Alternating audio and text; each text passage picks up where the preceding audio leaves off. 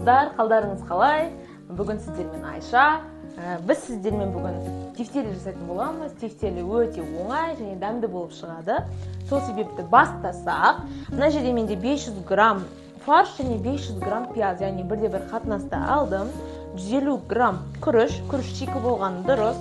Бұл тефтелиді сіздер морозилкаде де қатыра аласыздар, немесе сразу қолдана берсеңіздер болады. Және де 1 шай қасық тұз қосайын. Енді өз қалауларыңыз бойынша тефтели жасауда ең маңызды сәт осы бір-біріне араластыру, яғни илеу сәті. Қыздар, сол себепті жақсылап тұрып илеуіміз керек.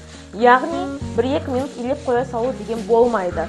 Біз 5-6 минут толығымен осылай бас илеуіміз керек.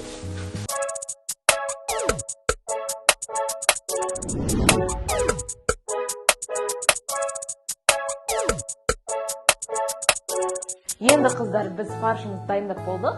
Тефтелиді формировать етуге барсақ, мінекей, тефтелиді аламыз. Примерно 65-67 грамм болған дұрыс. Жұмыртқа жоқ деп қорықпаңыздар. Тек жақсылап илесеңіздер болғаны, қыздар.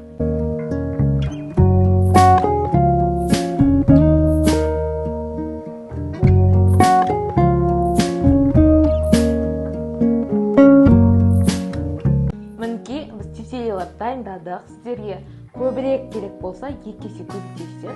1 ай бойы морозилкаде сақталып тұра береді. Қыздар, рахмет. Маған тефтелиді ұмытпаңыздар. Барлықтарыңызды жақсы көремін.